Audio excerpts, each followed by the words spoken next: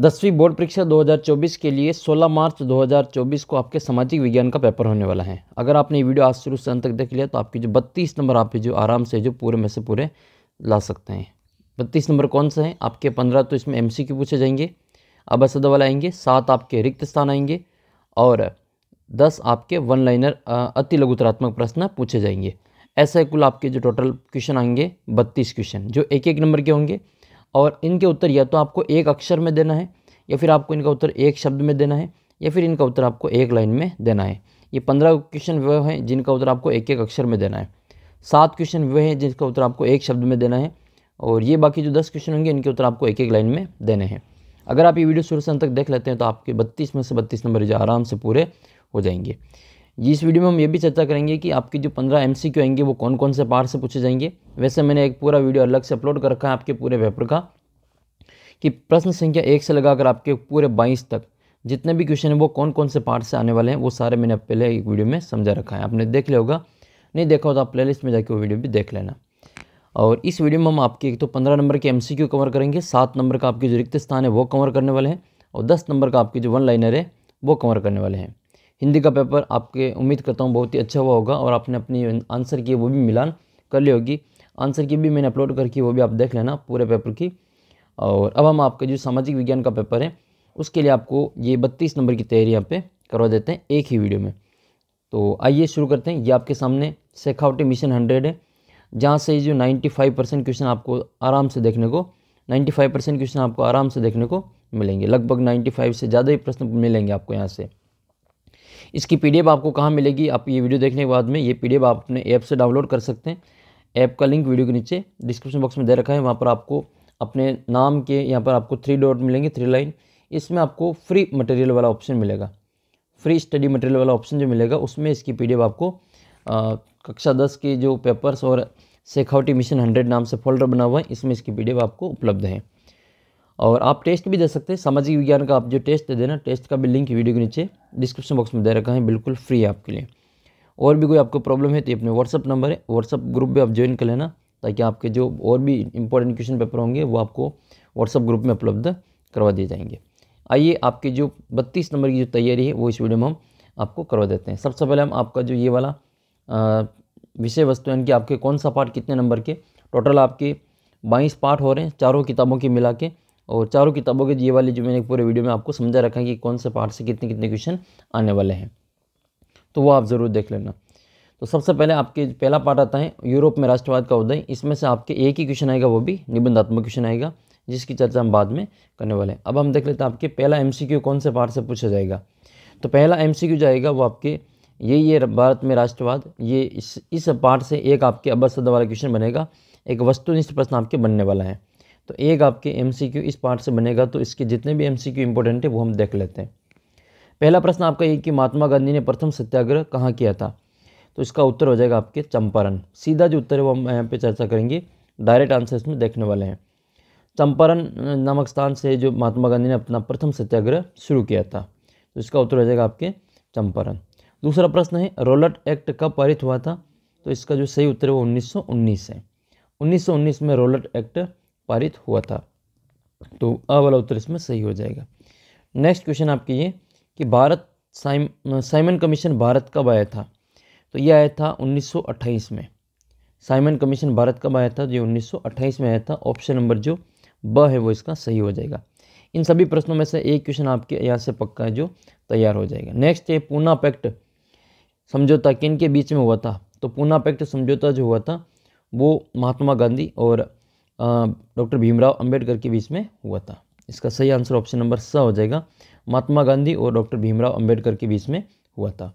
अगला क्वेश्चन है इंपॉर्टेंट बहुत ही कि हिंद स्वराज पुस्तक किसने लिखी, तो ये जो किताब है वो महात्मा गांधी ने लिखी थी। हिंद स्वराज पुस्तक महात्मा गांधी के द्वारा लिखी गई थी। एक किताब है गुलामगिरी, ये गुलामगिरी किताब किसने लिखी, आप कमेंट करके इसका उत्तर बताएंगे। नेक्स्ट है छठा क्वेश्चन है दांडी मार्च कब से शुरू की गई थी, तो दांडी मार्च जो शुरू की गई थी वो 12 मार्च 1930 को शुरू की गई थी। 12 मार्च 1930 को दांडी मार्च शुरू की गई थी। अगला प्रश्न है पूर्ण स्वराज की जो घोषणा है वो कब की गई थी, तो ये 1929 में जो लाहौर अधिवेशन हुआ था उसमें की गई थी। इसका उत्तर हो जाएगा आपके 1929 में। ठीक है, करेक्ट आंसर है 1929। मोस्ट इम्पोर्टेंट क्वेश्चन बनता है कि सीमांत गांधी किसे कहा जाता है? तो खान अब्दुल गफ्फार खान है, इनको सीमांत गांधी कहा जाता है। खान अब्दुल गफ्फार खान को सीमांत गांधी कहा जाता है। नेक्स्ट क्वेश्चन है चोरी चोरा जो कांड है वो किस वर्ष में हुआ था? तो ये 1922 में हुआ था। ये चोरी चोरा कांड जो हुआ था, ये चोरी चोरा स्थान किस राज्य में आता है? आपको पता हो तो कमेंट करके बताना कि चोरी चोरा जो कांड हुआ था वो किस राज्य में हुआ था। नेक्स्ट है दमित वर्ग एसोसिएशन की जो स्थापना है वो कब हुई थी? तो दमित वर्ग एसोसिएशन की जो स्थापना है वो 1930 में हुई थी। तो ये आपके जो 8-10 जो MCQ हैं इनमें से आपके एक क्वेश्चन 100% जो पूछा जाएगा, इनको बार बार आप जो अच्छे से तैयार कर लेना, एक MCQ आपके इन्हीं में से बनेगा। अब हम आपका अगला MCQ वाला पार्ट देख लेते हैं। अगला आपके पार्ट है भूमंडलीकृत विश्व का बनना, ये आपके तीसरा पार्ट है। इसमें से आपके एक क्वेश्चन है जो MCQ वाला पूछा जाएगा, वस्तुनिष्ठ प्रश्न बनेगा। तो पहला प्रश्न आपके ये है इसका पार्ट का कि विश्वव्यापी आर्थिक मंदी की शुरुआत कब हुई थी? तो इसका सही आंसर हो जाएगा आपके 1929 में जो विश्वव्यापी आर्थिक मंदी शुरू हुई थी, तो इसका उत्तर करेंगे 1929। अगला जो क्वेश्चन है और बहुत ही महत्वपूर्ण क्वेश्चन है जो बार बार पूछा जाता है परीक्षा में, वो ये है कि ब्रेडन वुड सम्मेलन में कौन सी संस्था की स्थापना हुई थी? तो इसका उत्तर हो जाएगा ILO यानी कि अंतर्राष्ट्रीय मुद्रा कोष। ऑप्शन नंबर ब इसका बिल्कुल करेक्ट आंसर हो जाएगा। विभिन्न देशों के बीच परस्पर तीव्र एकीकरण की प्रक्रिया क्या कहलाती है? तो उसको वैश्वीकरण कहा जाता है। क्या कहते हैं उसको? वैश्वीकरण कहा जाता है। नेक्स्ट क्वेश्चन आपके 18वीं सदी में विश्व व्यापार का सबसे बड़ा केंद्र कौन था? तो इसका उत्तर हो जाएगा एशिया महाद्वीप सबसे बड़ा व्यापार का केंद्र था। 5वां क्वेश्चन है भारत से ले जाया गया अनुबंधित श्रमिक क्या कहलाता था? तो उसको गिरमिटिया कहते थे, फटफटिया नहीं कहते थे, उसको गिरमिटिया कहते थे। ठीक है, क्या कहते थे उसको? गिरमिटिया श्रमिक कहलाते थे वो। इसका उत्तर हो जाएगा option number the Girmitiya. Next है G77 में शामिल देश कौन से हैं? तो जितने भी विकासशील देश हैं वो सारे के सारे G77 में शामिल हैं। विश्वव्यापी आर्थिक मंदी का सबसे बुरा असर किस पर पड़ा था? तो ये सबसे ज़्यादा असर जो पड़ा था वो अमेरिका में पड़ा था। अमेरिका का मतलब क्या है? उत्तरी अमेरिका है, दक्षिणी अमेरिका है और कैरिबियन द्वीप समूह है। ये तीनों मिलाकर को हम क्या कहते हैं? अमेरिका कहते हैं। तो उपरोक्त सभी इसका उत्तर हो जाएगा। रिंडरपिस्ट नामक जो बीमारी है वो किस महाद्वीप में फैली थी? तो ये अफ्रीका महाद्वीप में फैली थी। रिंडरपिस्ट नामक बीमारी अफ्रीका महाद्वीप में फैली थी। अगला प्रश्न आपके प्रथम विश्व युद्ध कब शुरू हुआ था? तो इसका जो सही उत्तर है वो 1914 हो जाएगा। प्रथम विश्व युद्ध 1914 में शुरू हुआ था। तो इस पार्ट की जो MCQ बनते हैं वो 10 MCQ, इन्हीं में से आपके एक क्वेश्चन आपकी परीक्षा में 100% बनेगा। तो आइए अब हम आपका जो अगला पार्ट है वो देख लेते हैं। अगला पार्ट है आपके औद्योगिकरण का युग। इसमें से आपके एक क्वेश्चन वस्तुनिष्ठ पूछा जाएगा, अबसद वाले प्रश्न बनेंगे इसमें से। तो कौन कौन से बन सकते हैं वो इसमें देख लेते हैं। पहला प्रश्न आपके ये है कि स्पिनिंग जेनी का आविष्कार किसने किया? तो ये हारग्रीव्स ने किया था। जेम्स हारग्रीव्स ने स्पिनिंग जेनी का आविष्कार किया था। दूसरा प्रश्न है कि भारत में प्रथम कपड़ा मिल कहाँ स्थापित की गई थी? तो ये 1854 में बम्बई में स्थापित की गई थी। इसका उत्तर हो जाएगा बम्बई, जिसको हम वर्तमान में मुंबई के नाम से जानते हैं। भारत में प्रथम लौह इस्पात संयंत्र कब स्थापित हुआ था? तो ये 1912 में हुआ था। 1912 में पहला जो लौह इस्पात संयंत्र स्थापित किया गया था। बुनकरों पर निगरानी रखने वाला वेतनभोगी कर्मचारी क्या कहलाते थे? तो उसको गुमास्ता कहते थे।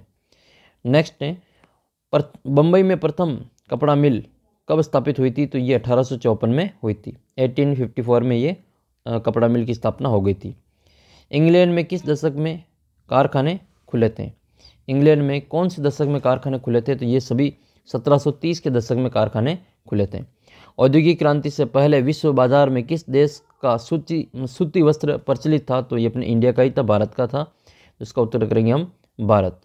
भारत का सबसे प्राचीन जो उद्योग है, प्रमुख उद्योग, वो सूती वस्त्र उद्योग है। ध्यान रखना, ये सबसे प्राचीन उद्योग है भारत का सूती वस्त्र उद्योग। अब आपके इस पार्ट से यही MCQ बनते हैं जो कि काफ़ी इंपॉर्टेंट है और इन्हीं में से आपके एक प्रश्न 100% बन जाएगा।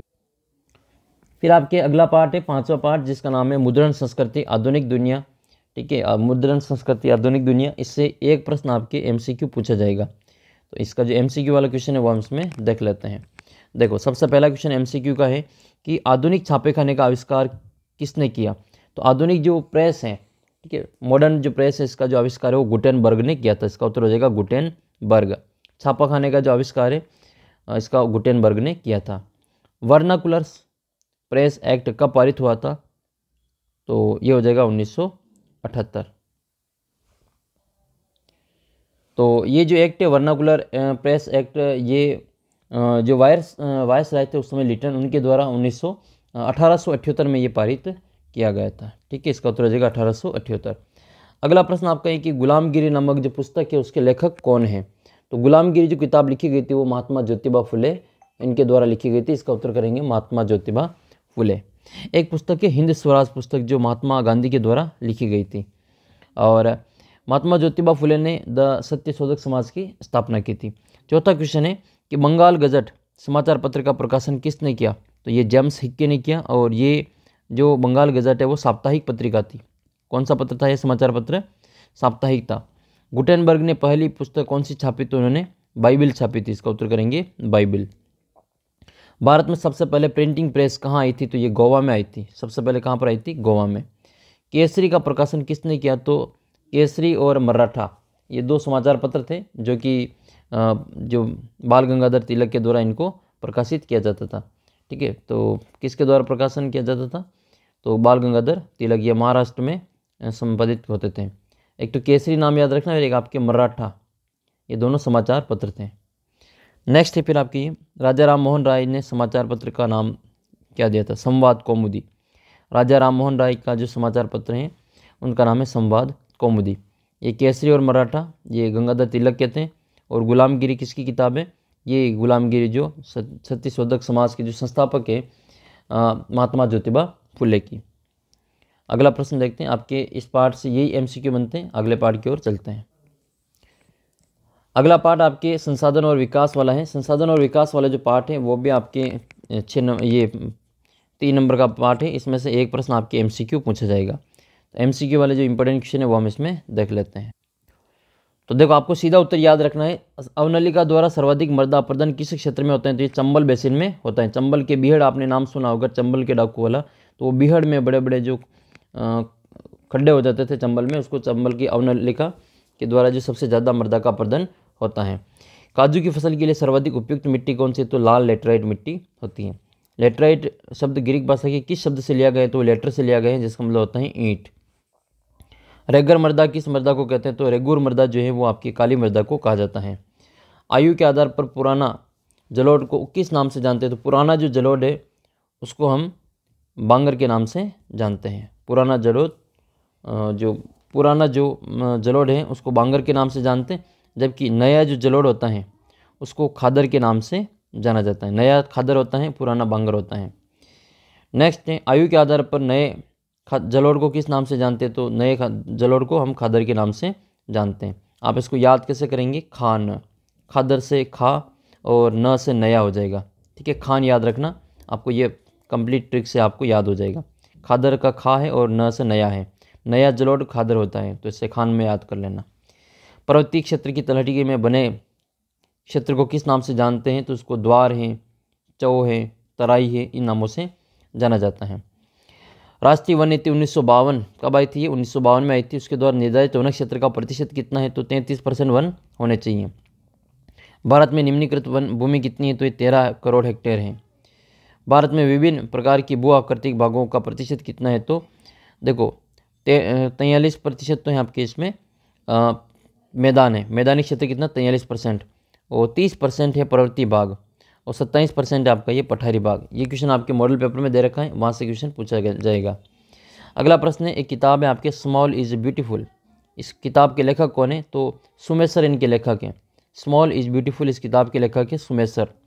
अगला प्रश्न है, अंतर्राष्ट्रीय स्तर पर सर्वप्रथम संसाधन संरक्षण की वकालत कब और किसने की? तो 1968 में की थी क्लब ऑफ रोम ने। नेक्स्ट है, एजेंडा 21 का मुख्य उद्देश्य क्या है? तो भूमंडलीय सतत पोषणीय विकास हासिल करना इसका प्रमुख उद्देश्य है। कितनी मांगे इसमें? तो इसमें आपके 21 मांगे हैं। प्रथम अंतर्राष्ट्रीय पृथ्वी सम्मेलन कहाँ आयोजित हुआ था? तो ये 19 जून 1992 में ब्राज़ील के रियो डी जेनेरो शहर में हुआ था। प्रथम अंतर्राष्ट्रीय पृथ्वी सम्मेलन जून 1992 में ब्राज़ील के रियो डी जेनेरो शहर में हुआ था। समुद्र से कितने किलोमीटर तक पाए जाने के वाले संसाधन राष्ट्रीय संपदा हैं? तो समुद्र में अपनी सीमा है, वहाँ से 12 समुद्री मूल यानी कि 22.2 किलोमीटर तक पाए जाने वाले संसाधन राष्ट्र की संपदा होते हैं। अगला जो पार्ट है आपके वन और वन्य जीव संसाधन का है, जिसमें से भी आपके 1 नंबर का क्वेश्चन अवश्य में पूछा जाएगा, अवश्य वाला प्रश्न पूछा जाएगा। तो पहला प्रश्न आपके ये बनता है कि 1988 में किस राज्य में संयुक्त वन प्रबंधन का पहला प्रस्ताव पास किया था? ठीक है, तो इसका उत्तर हो जाएगा आपके ओडिशा में ये सबसे पहले प्रस्ताव पास किया था।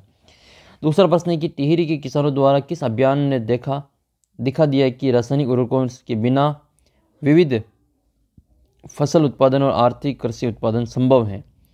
तो इनका जो अभियान है वो है कि बीज बचाओ अभियान और नवदानम अभियान। ये दोनों अभियान के द्वारा जो टिहरी के किसानों ने बताया कि रासायनिक उर्वरकों का प्रयोग किए बिना भी आप जो विविध फसल का उत्पादन और आर्थिक कृषि उत्पादन संभव है। राजस्थान में कौन सा समाज पशु पक्षी और वन्य जीव प्रेमी के रूप में जाना जाता है? तो विश्नोई समाज जो है 20+9 जिनके संस्थापक विश्नोई समाज के जो संस्थापक है वो है जाम्बोजी। भगवान जो जाम्बेश्वर हैं उनको जिनका संस्थापक कहा जाता है। तो जाम्बोजी के द्वारा ये 29 नियम दिए गए थे। तो अगला प्रश्न आपके ये है कि टाइगर प्रोजेक्ट वन्य जीव परियोजना है जो कब प्रारंभ की गई थी? तो ये 1973 में 1973 में प्रारंभ की गई थी। वन्य जीव संरक्षण अधिनियम कब लागू किया गया था? तो ये 1972 में लागू किया गया था। देखो, पहले वन्य जीव संरक्षण अधिनियम लागू हुआ, फिर उसके बाद में टाइगर प्रोजेक्ट आया था 1 साल के बाद में। बक्सा टाइगर रिजर्व किस खनिज के लिए खनन से खतरे में है? तो ये डोलोमाइट जो खनिज है उसके कारण वो खतरे में है।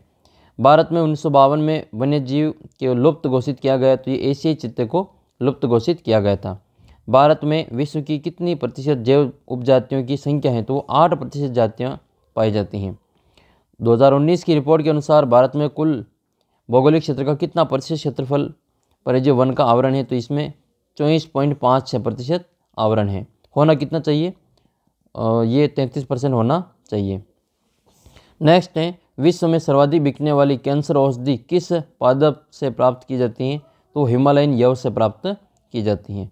तो ये आपके जो MCQ क्वेश्चन है वो हमने देखा।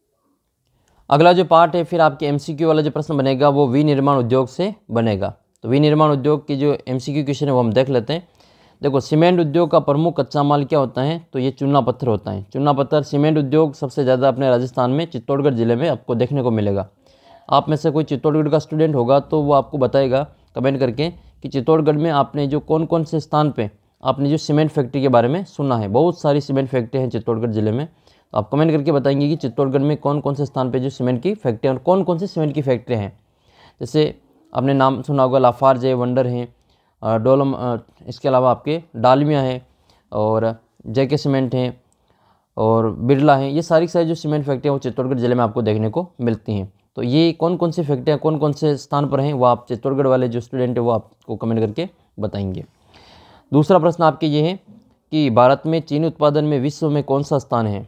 तो भारत में चीनी उत्पादन में विश्व का में जो भारत का दूसरा स्थान आता है। 2nd नंबर पे आते हैं अपन शक्कर उत्पादन में। चीनी का मतलब शुगर प्रोडक्शन में अपन 2nd नंबर पे आते हैं पूरे वर्ल्ड में। तीसरा प्रश्न है, निम्न में से कौन से उद्योग दूरभाष कंप्यूटर आदि संयंत्र निर्मित कराते हैं? तो इसका उत्तर हो जाएगा इलेक्ट्रॉनिक्स।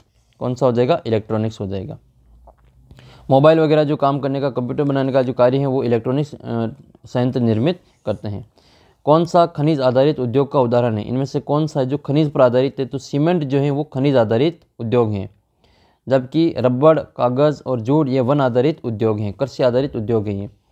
नेक्स्ट है, भारत में अधिकतर पटसन उद्योग किस शहर में? तो पटसन जो है सबसे ज़्यादा उद्योग होते हैं वो पश्चिम बंगाल में। पटसन को आपको याद होगा, इसको गोल्डन फाइबर भी कहा जाता है, सुनहरा रेशा कहा जाता है इसको, गोल्डन फाइबर इसको कहा जाता है जूट को। नेक्स्ट है, भारत के सकल घरेलू उत्पाद में विनिर्माण का कितना योगदान है? तो वो 17% है। भारत में पहला सीमेंट का कारखाना कहाँ लगाया गया था? तो ये चेन्नई में लगाया गया था। सबसे पहले चेन्नई में सीमेंट की फैक्ट्री लगी थी। और अपने राजस्थान में सबसे पहले लगी थी बूंदी ज़िले में। बूंदी ज़िले में एक स्थान है लाखेरी। जो कोई बूंदी ज़िले का स्टूडेंट है तो वो आपको बता देगा कि बूंदी ज़िले में लाखेरी नामक स्थान है, वहाँ पर जो सबसे पहले सीमेंट की फैक्ट्री लगी थी। भारत में सबसे प्राचीन और प्रमुख उद्योग कौन सा है? तो सबसे प्राचीन उद्योग और प्रमुख उद्योग वो है सूती वस्त्र उद्योग। राजस्थान में पहली सूती वस्त्र मिल जो स्थापित की गई थी वो सेठ दामोदर लाल व्यास के द्वारा ये ब्यावर शहर में स्थापित की गई थी। ब्यावर जो कि अजमेर ज़िले में आता है, अब इसको अलग ज़िला बना दिया है। भारत में सूती वस्त्र का पहला कारखाना कब लगाया गया था? तो ये 1854 में लगाया गया था। ये कहाँ लगाया गया था? ये बम्बई में लगाया गया था। ठीक है, बम्बई में ये सबसे पहले, उस समय इसको बम्बई कहते थे, आज तो हम इसको मुंबई कहते हैं, लेकिन पहले इसको बम्बई कहा जाता था। ये 1854 में लगाया गया था। नेक्स्ट क्वेश्चन है आपके, विनिर्माण उद्योग में कौन कौन से क्षेत्र आते हैं? तो विनिर्माण उद्योग में द्वितीयक क्षेत्रक आते हैं। कौन से क्षेत्रक आते हैं? द्वितीयक क्षेत्रक आते हैं।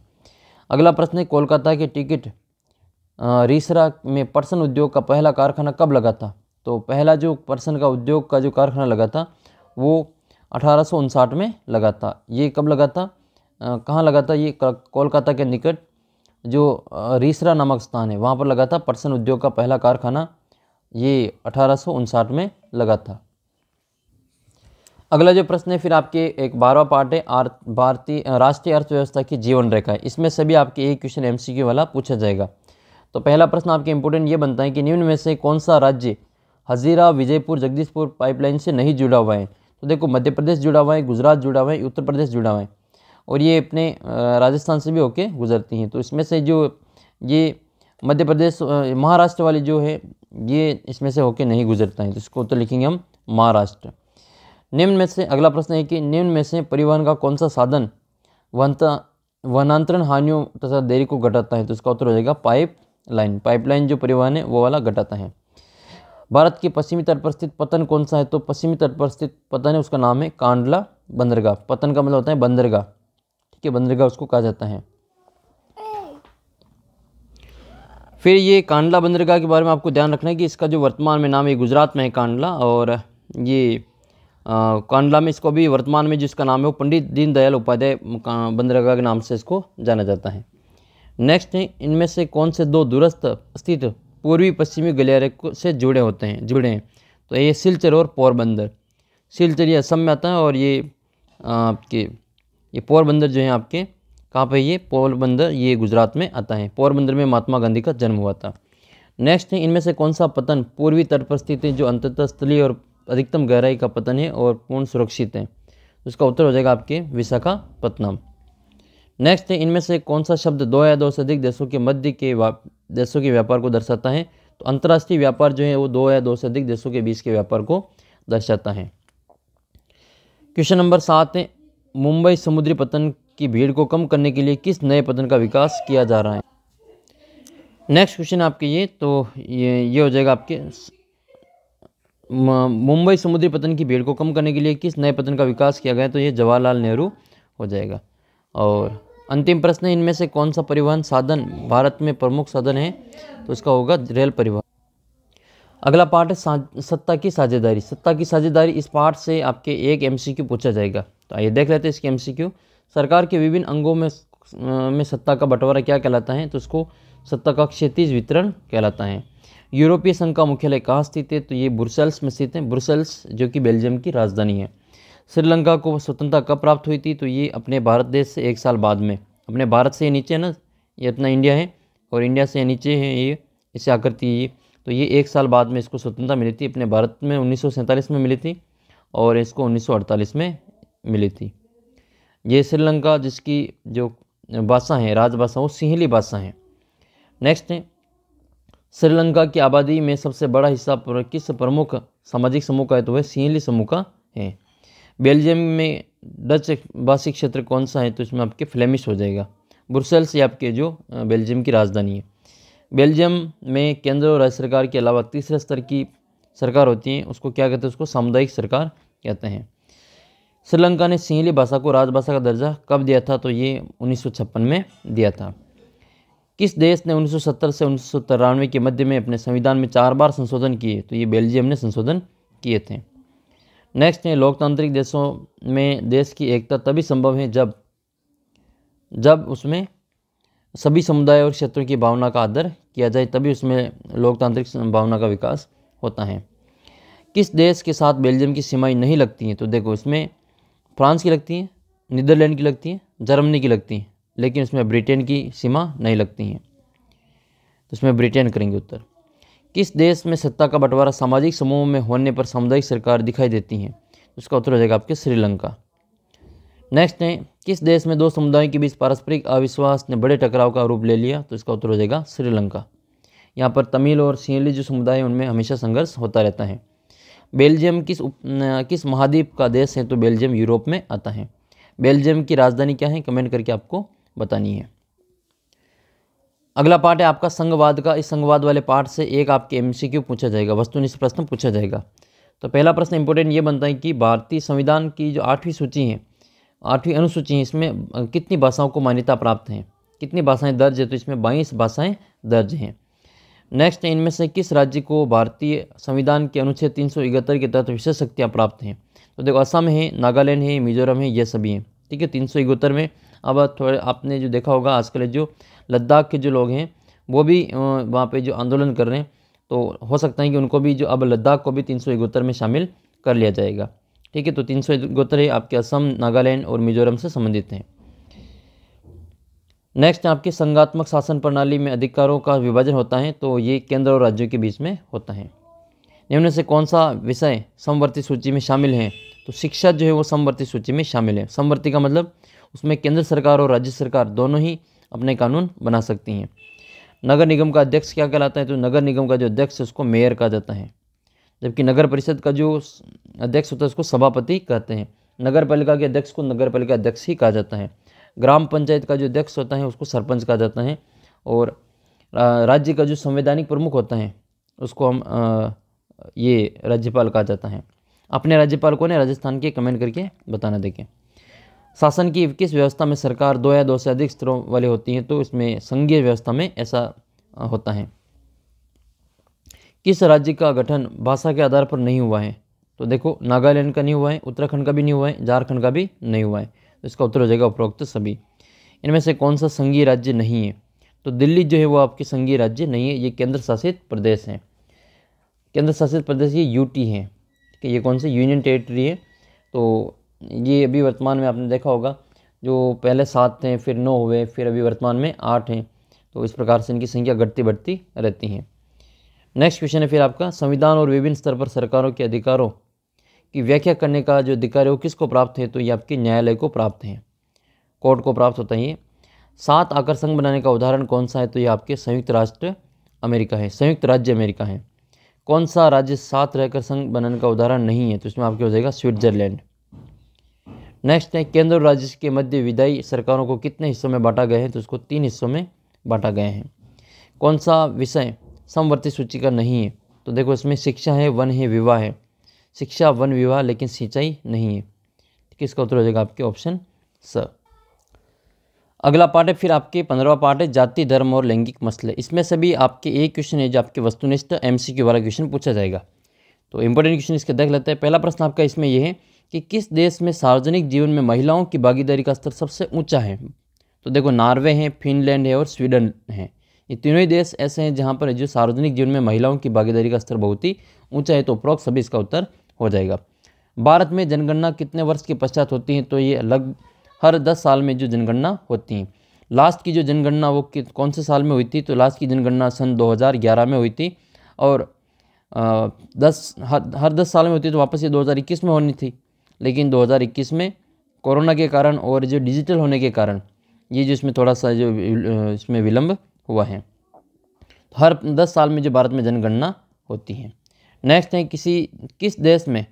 किस देश ने किसी भी धर्म को राजकीय धर्म के रूप में स्वीकार नहीं किया? तो अपना भारत है। भारत है जो धर्मनिरपेक्ष राष्ट्र, यानी कि इसमें भारत का अपना कोई जो ये धर्मनिरपेक्ष राष्ट्र होने के कारण भारत का जो कोई भी जो राजकीय धर्म नहीं है। यहाँ पे सभी धर्मों का मान्यता प्राप्त है, इनकी सभी धर्म को प्राप्त करने की आज़ादी है। नेक्स्ट है, निम्न में से किस समाज सुधारक ने जातिगत भेदभाव से मुक्त समाज व्यवस्था बनाने की बात की और उसके लिए काम भी किया है? तो देखो, ज्योतिबा फुले हैं, अंबेडकर जी हैं और महात्मा गांधी जी हैं। तो ज्योतिबा फुले जी और इन सभी के द्वारा जो इनको जातिगत भेदभाव से मुक्त समाज बनाने की बात की थी। इसका उत्तर हो जाएगा उपरोक्त सभी। किस देश में समरूप समाज पाया जाता है? तो ये स्वीडन में समरूप समाज पाया जाता है। समरूप समाज का जो संबंध है वो आपके स्वीडन से है। एक विचारधारा जो अधिकारों और अवसरों के मामलों में स्त्री पुरुष को बराबर मानती है तो उसको नारीवादी कहा जाता है। ये क्वेश्चन लास्ट बार आया था, गए साल आया था ये क्वेश्चन।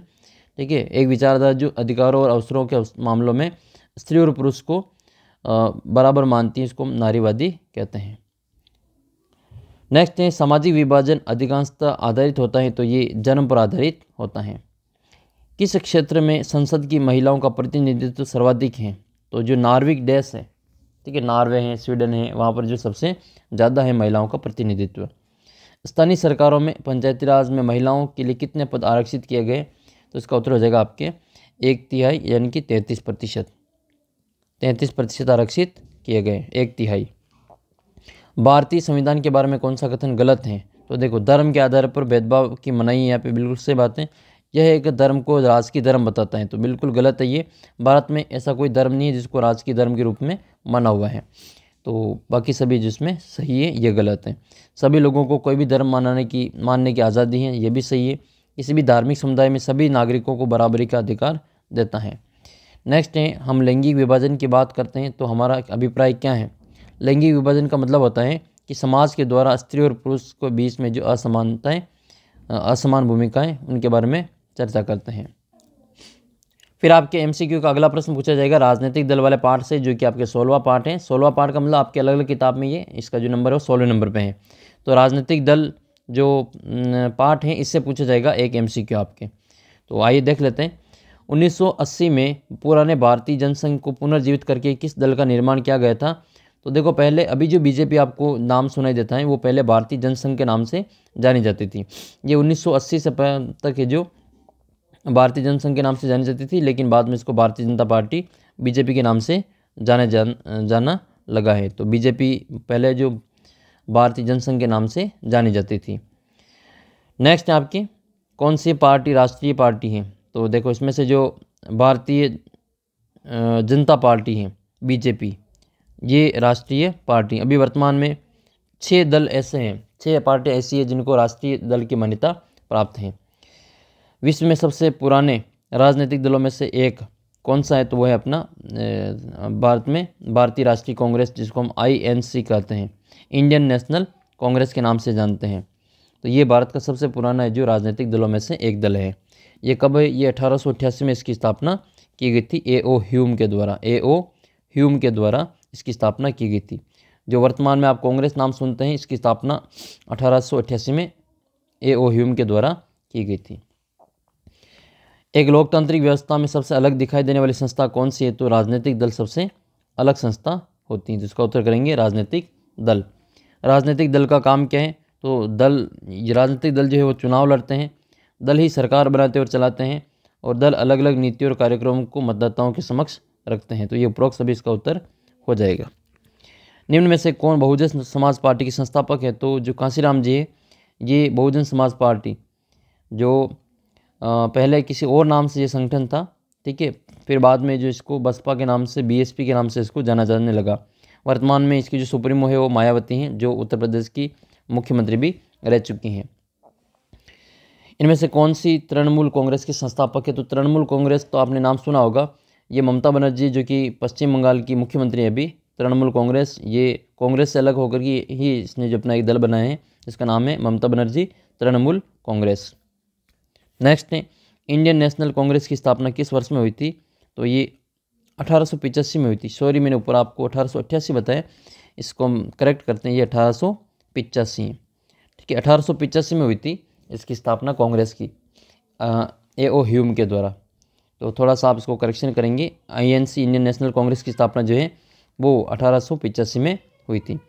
इनमें से जनमत निर्माण में महत्वपूर्ण भूमिका कौन निभाता है, तो इसका उत्तर हो जाएगा आपके राजनीतिक दल। राष्ट्रपति कौन है, भी द्रौपदी मुर्मू हैं, और मुख्यमंत्री कौन है, श्रीमान भजनलाल जी शर्मा है। भारत में दलीय व्यवस्था कैसी है, तो भारत में बहुत सारे दल हैं, तो बहुदलीय व्यवस्था है। आपको कई सारे दल आपको देखने को मिलते हैं। आप भारत में किन किन पार्टियों के नाम जानते हैं, कमेंट करके बताना। जैसे बीजेपी है, कांग्रेस है, ऐसे कौन कौन सी पार्टियों के नाम आप जानते हैं जो कि चुनाव लड़ते हैं, और इनके नाम आप जो कमेंट करके बता सकते हैं। साथ ही अगला प्रश्न आपके ये है कि भारतीय जो जनता पार्टी है इसका मुख्य प्रेरक सिद्धांत क्या है, तो सांस्कृतिक राष्ट्रवाद इसका सिद्धांत है, ठीक है। आपने इसका जो बारे में सुने होगा, भारतीय जनता पार्टी का मुख्य प्रेरक सिद्धांत है सांस्कृतिक राष्ट्रवाद, राष्ट्रवाद सर्वोपरि। नेक्स्ट है भारत में communist party of India CPI का गठन कब हुआ था, तो इसका गठन हुआ था 1925 में। सीपीआई का जो गठन है वो 1925 में हुआ था। सीपीआई का गठन देखो ये भारतीय जनता पार्टी से भी पहले का हुआ है, बीजेपी से भी पहले की है ये सीपीआई। राजनीतिक दलों में सुधार के लिए संविधान संशोधन किया गया, तो इसमें दल बदल रोकने के लिए जो 10वीं अनुसूची है उसको जोड़ा गया था दल बदल रोकने के लिए। यानी कि ये तो आपने आजकल देखा ही होगा कि मान लो किसी पार्टी से उम्मीदवार को टिकट नहीं मिलता है तो चुनाव है जो किसी दूसरी पार्टी को ज्वाइन करके चुनाव लड़ लेता है और वो जीत जाता है। ऐसा तो आपने जो चुनाव में आजकल देखा ही होगा, तो इसी को कहा जाता है दल बदल नीति। और इसको रोकने के लिए एक कानून बनाया गया था, दल बदल विरोधी कानून। नेक्स्ट आपकी जो अगला क्वेश्चन है वो आपके रिक्त स्थान वाला इसी में से पूछा जाएगा, लेकिन पहले हम व्यवस्था में इस वाले प्रश्न देख लेते हैं। अगला प्रश्न आपके 19वें पार्ट का है, भारतीय अर्थव्यवस्था के क्षेत्र। इसमें से आपके एक एमसीक्यू पूछा जाएगा। देख लेते हैं इसका एक एमसीक्यू कौन सा महत्वपूर्ण है। एक वस्तु का अधिकांशतः प्राकृतिक प्रक्रिया से उत्पादन कौन से क्षेत्र की गतिविधि है, तो ये आपके किस क्षेत्र में आता है, ये प्राथमिक क्षेत्र में आता है। किसी वर्ष में उत्पादित के कुल मूल्य को सकल घरेलू उत्पाद कहते हैं। तो सकल घरेलू उत्पाद किसे कहा जाता है, सभी अंतिम वस्तुओं और सेवाओं के कुल मूल्य को सकल घरेलू उत्पाद कहा जाता है। तृतीय क्षेत्र को और किस अन्य नाम से जाना जाता है, तो उसको कृषि एवं सहायक क्षेत्र के नाम से जानते हैं। नेक्स्ट क्वेश्चन आपके अर्थव्यवस्था का द्वितीय क्षेत्र का उदाहरण है, तो इसमें से जो उद्योग वाला होता है जैसे इस्पात बनाना, ये आपके द्वितीय क्षेत्र के अंतर्गत आता है। विनिर्माण उद्योग जो है आपके द्वितीय क्षेत्र के उदाहरण हैं। सार्वजनिक और निजी क्षेत्र के आधार पर विभाजित हैं, तो ये आपके उद्योगों का जो स्वामित्व है उसके आधार पर ये दो भागों में बांटते हैं, सार्वजनिक क्षेत्र और निजी क्षेत्र। अगला प्रश्न है फिर आपके छठा प्रश्न ये कि भारतीय अर्थव्यवस्था में कृषि क्षेत्र में श्रमिकों में अधिकांशतः बेरोजगारी पाई जाती है, तो ये कौन सी हैं। भारतीय अर्थव्यवस्था में कृषि क्षेत्र में जो श्रमिकों की अधिकांशतः बेरोजगारी पाई जाती है वो कौन सी बेरोजगारी का प्रकार है, तो इसका उत्तर हो जाएगा अल्प बेरोजगारी। SGU इसका पूरा नाम क्या है, तो सकल घरेलू उत्पाद हो जाएगा, सकल घरेलू उत्पाद हो जाएगा। ठीक है, सकल घरेलू उत्पाद करेंगे। नेक्स्ट क्वेश्चन आपके सार्वजनिक क्षेत्र का उदाहरण है, तो सार्वजनिक क्षेत्र का जो उदाहरण है वो आपके हो जाएगा जैसे डाकघर हैं, इसके अलावा BSNL है। BSNL आपके जो भारत संचार निगम लिमिटेड, ये भी आपके सार्वजनिक क्षेत्र का उदाहरण है। तो लेकिन आपकी ये Tata iron and steel company ये निजी क्षेत्र का है। रिलायंस इंडस्ट्री लिमिटेड ये भी आपके निजी क्षेत्र का है। एयरटेल भी निजी क्षेत्र का है। तो ये आपके निजी क्षेत्र में, यानी कि कोई इसका एक आदमी इनका प्रमुख होता है, किसी एक आदमी की कंपनी है। जैसे रिलायंस के मालिक कौन है, ठीक है, रिलायंस आपको पता होगा मुकेश अंबानी। जो जियो जो है चलती है जियो सिम, वो रिलायंस वालों का ही उत्पाद है। नेक्स्ट आपके इस पार्ट के आपके ये 8 इंपॉर्टेंट क्वेश्चन बन गए। अगला पार्ट देखें। अगला जो पार्ट है वो मुद्रा और साख वाला पार्ट है। इसमें से भी आपके एक प्रश्न MCQ वाला पूछा जाएगा। पहला प्रश्न है कि स्वयं सहायता समूह का लाभ क्या है। तो इससे देखो, एक तो सदस्यों को कम ब्याज पर छोटे कर्ज मिल जाते हैं, कर्जदारों को ऋणाधार की कमी की समस्या से उबर जाते हैं, सदस्यों को कम एक आम मंच मिल जाता है जहाँ पर सामाजिक विषयों पर चर्चा कर सके। तो उत्तर हो जाएगा इसका उपरोक्त सभी। अगला प्रश्न है कि इनमें से कौन सा अनौपचारिक उधारदाता इनकी ऋणदाता नहीं है। तो इसका उत्तर हो जाएगा आपके, देखो इसमें से अनौपचारिक कौन सा उधारदाता नहीं है। तो देखो जो सहकारी समिति है वो औपचारिक होती है, औपचारिक ऋणदाता होती है, जबकि साहूकार है वो अनौपचारिक होता है। व्यापारी हैं, रिश्तेदार, ये आपको पैसे उधार दे देते हैं। अब देते नहीं देते ये आप जानते हैं, लेकिन ये वाले अनौपचारिक उधारदाता में शामिल है। साहूकार है, व्यापारी हैं और रिश्तेदार हैं, ये आपसे ब्याज के बदले पैसे दे देते हैं। नेक्स्ट है ऋण लेने के लिए कर्जदार निम्न में से किसका उपयोग गारंटी देने के लिए करता है। तो ऋण लेने के लिए कर्जदार जो है कर्ज लेने के लिए वो किसका गारंटी के लिए उपयोग करता है, तो वो चेक का जो समर्थक ऋणदार होता है इसका उपयोग करता है। नेक्स्ट है चौथा प्रश्न है निम्न से कौन सी संस्था ऋणों के औपचारिक स्रोतों की कार्यप्रणाली पर नज़र रखती है। तो ये है RBI। RBI का पूरा नाम आपको याद होना चाहिए, reserve bank of India. Bharat के जितने भी नोट हैं उन सभी के ऊपर आपको ये लिखा हुआ मिलेगा भारतीय रिजर्व बैंक, ठीक है, रिजर्व बैंक ऑफ इंडिया। अगर वहाँ पे भारतीय मनोरंजन बैंक लिखा हुआ इसका मतलब आपका नोट वो नकली है। नेक्स्ट क्वेश्चन की ओर बढ़ते हैं। क्वेश्चन नंबर 5 आपका ये स्वयं सहायता समूह का संबंध है तो ग्रामीण लोगों का समूह है जो कि ऋण के क्षेत्र में मिलकर काम करते हैं। बैंक का कार्य क्या है तो बैंक का काम है जनता की जमाएं स्वीकार करना, जनताओं को ऋण उपलब्ध करवाना और जनता की जमा धन पर ब्याज देना और ऋण पर ब्याज लेना। ये जो बैंक का प्रमुख कार्य होता है, इसका मतलब उपरोक्त सभी हो जाएगा। फिर आपके अगला प्रश्न है, ग्रामीण बैंक के संस्थापक और 2006 में शांति के लिए नोबेल पुरस्कार से सम्मानित व्यक्ति कौन है तो ये मोहम्मद यूनुस खान। मोहम्मद यूनुस जो हैं ये आपके शांति क्षेत्र में 2006 में इनको नोबेल पुरस्कार से सम्मानित किया था।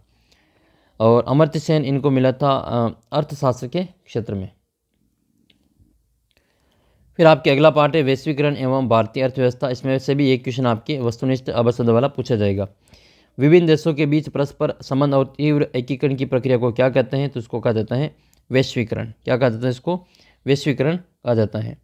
नेक्स्ट है, वैश्वीकरण और प्रतिस्पर्धा के दबाव में सबसे अधिक प्रभावित कौन हुआ है तो बहुराष्ट्रीय कंपनियां, श्रमिक और इसके अलावा भूस्वामी और उपरोक्त सभी। तो इसका जो उत्तर है वो हो जाएगा आपके श्रमिक। श्रमिक जो है सबसे ज़्यादा प्रभावित हुए हैं। विदेशी व्यापार किनके मध्य में होता है तो दो देशों के बीच में होता है। एक ऐसा संगठन जिसका उद्देश्य अंतर्राष्ट्रीय व्यापार को उदार बनाना है तो इसका उत्तर हो जाएगा विश्व व्यापार संगठन। वैश्वीकरण से सर्वाधिक लाभान्वित कौन हुए हैं तो वैश्वीकरण से सर्वाधिक जो लाभान्वित हुए हैं वो धनी वर्ग के व्यक्ति हुए हैं। धनी वर्ग के जो उपभोक्ता है उनको सबसे ज़्यादा इनका फ़ायदा मिला है। फोर्ड मोटर्स कंपनी किस देश की बहुराष्ट्रीय कंपनी है तो इसका उत्तर हो जाएगा आपके अमेरिका। फोर्ड मोटर्स तो आपने सुने होगा। तो फोर्ड मोटर्स जो हैं ये एक समय में जो बहुत ही रॉयल कार मानी जाती थी फोर्ड मोटर्स।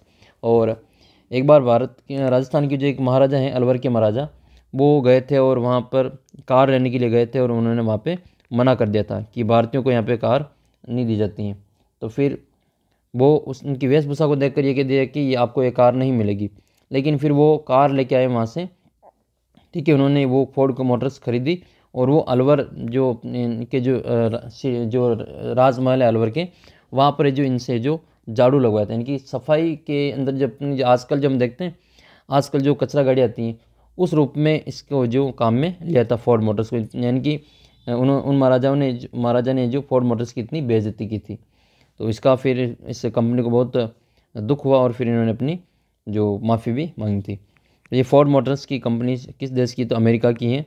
और एक बार जो अमेरिका वालों ने यानी कि फोर्ड मोटर्स वालों ने जो अपने राजस्थान के एक महाराजा थे अलवर के महाराजा, इनको कार देने से मना कर दिया था। ये फोर्ड मोटर्स उस ज़माने की रॉयल कार हुआ करती थी, जैसे आज की जो लग्जरी कारें होती हैं, ठीक है। ऑडी हैं, इसके अलावा कैरेटा हैं, स्कॉर्पियो हैं, इनसे भी और बेहतर जो कारें आती हैं लंबोर्गिनी, ये सारी जो कारें हैं इनसे बेहतर कार ये उस समय ये उस ज़माने की हुआ करती थी। तो ये अमेरिका की कार है। तो ये हमने 15 आपके जो MCQ पूछे जाएंगे उनकी चर्चा तो कर ली है। अब आपके जो 7 रिक्त स्थान पूछे जाएंगे तो वो जो 7 रिक्त स्थान है वो कौन कौन से पार्ट से पूछे जाएंगे वो हम देख लेते हैं। तो एक जो रिक्त स्थान है वो आपके औद्योगिकरण का जो युग है इस पार्ट से पूछा जाएगा एक रिक्त स्थान का प्रश्न, तो वो हम देख लेते हैं। चौथा पार्ट है आपकी किताब में ये। तो औद्योगिकरण का युग में आपके पहला प्रश्न ये बनता है कि ऐसा व्यक्ति जो रेशों के हिसाब से ऊन को छांटता है उसको क्या कहते हैं? उसको स्टेपलर कहा जाता है। क्या कहते हैं? इसको स्टेपलर कहा जाता है। नेक्स्ट क्वेश्चन है, स्पिनिंग जेनी का आविष्कार कब हुआ था? तो ये 1764 में हुआ था। किसने किया था? तो हारग्रीव्स ने किया था। आपको पता है जेम्स हारग्रीव्स ने। 1854 में प्रथम कपड़ा मिल कहाँ स्थापित हुआ था? तो ये बम्बई में स्थापित हुआ था। इसका उत्तर हो जाएगा बम्बई। पुराना और विश्वस्त कर्मचारी कौन होता था? तो जॉबर होता था। जॉबर जो होता था वो सबसे पुराना और विश्वस्त कर्मचारी हुआ करता था। प्रथम जूट मिल ये पश्चिम बंगाल में लगी थी, ये कोलकाता में लगी थी 1855 में। तो ये कहाँ पर स्थापित हुई थी? ये बंगाल में लगी थी। इसका उत्तर करेंगे बंगाल। भारत में प्रथम लोह इस्पात संयंत्र कब स्थापित हुआ था? तो ये तो हुआ था 1854 में। और कहाँ पे स्थापित हुआ था? तो ये जमशेदपुर में हुआ था। जमशेदपुर आपको पता ही होगा, इसको टाटा नगर के नाम से भी जानते हैं। स्पिनिंग जेनी का आविष्कार ये हारग्रीव्स के द्वारा किया गया था। एक जो आपके रिक्त स्थान का प्रश्न है वो आपके इस 5वें पार्ट से मुद्रण संस्कृति और आधुनिक दुनिया वाले पार्ट से पूछा जाएगा। तो गुटेनबर्ग ने किसका आविष्कार किया था? तो इसने आधुनिक छापेखाने का आविष्कार किया था। इसका उत्तर लिखेंगे छापेखाने का। भारत में सबसे पहले प्रेस यानी कि छापाखाना कहाँ पे आया था? तो ये गोवा में आया था। 95% की रचना किसके द्वारा की गई? तो ये मार्टिन लूथर के द्वारा की गई थी। ऐतिहासिक आख्यान क्या कहलाते थे? उसको गाथा गीत कहा जाता है। ऐतिहासिक आख्यान को गाथा गीत कहा जाता है। रोमन चर्च ने धर्म विरोधी विचार दबाने हेतु किसकी स्थापना की थी? तो इसने इक्विजिशन की स्थापना की थी। इस्लामी कानून के विद्वान क्या कहलाते थे? उसको उलेमा कहा जाता है। जो धार्मिक गुरु होते हैं, जो इस्लाम कानून को जानने वाले होते हैं, उसको उलेमा कहा जाता है। उलेमा आपको नाम याद रखना है। एक जो आपके रिक्त स्थान का प्रश्न बनेगा वो जल संसाधन वाले पार्ट से बनेगा, एक प्रश्न रिक्त स्थान वाला। तो भारत में औसत वार्षिक वर्षा की मात्रा कितनी है? तो 144 सेंटीमीटर। ठीक है, ये इसका आंसर हो जाएगा। भारत में औसत जो वार्षिक वर्षा है पूरे साल भर वो 144 सेंटीमीटर है। भारत की कुल विद्युत उत्पादन का कितना उत्पादन जल विद्युत का है? तो वो 22% है, वो केवल जल विद्युत उत्पादन है। बांधों को आधुनिक भारत के मंदिर किसने कहा? तो ये पंडित जवाहरलाल नेहरू ने कहा था। आपने टेस्ट नहीं दिया तो टेस्ट ज़रूर देना, उसमें आपको काफ़ी फायदा मिलेगा। टेस्ट का लिंक आपको वीडियो के नीचे डिस्क्रिप्शन बॉक्स में दे रखा है। भाखड़ा नागल बांध परियोजना कौन सी नदियों पर बना हुआ है? तो ये सतलुज और व्यास नदियों पर बना हुआ है। हीराकुंड परियोजना किस बेसिन पर बनी हुई है? तो ये महानदी बेसिन पर बना हुआ है।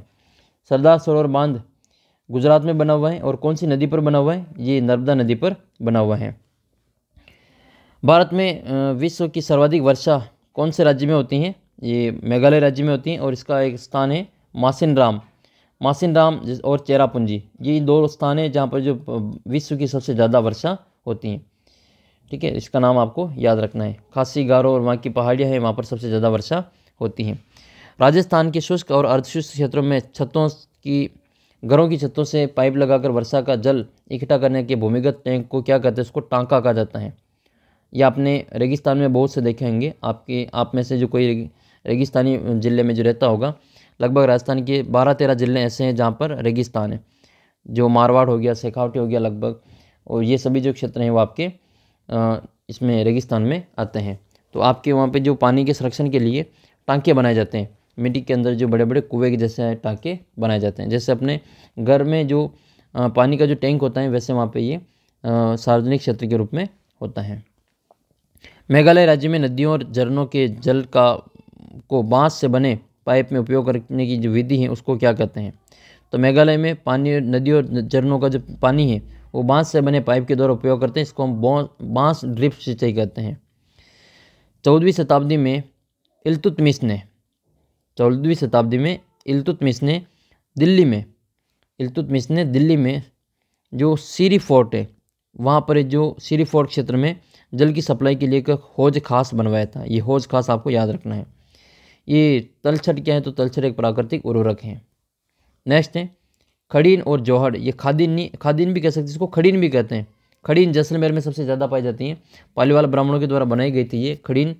और जोहड़ शेखावटी में जो कुएँ होते हैं उनको जोहड़ कहा जाता है। जोहड़े कहते हैं इनको। शेखावटी में चूरू, झुंझुनू, ये वाले जो ज़िले हैं सीकर वाले, ये आते हैं। तो वहाँ पर कुओं को जोहड़ कहा जाता है।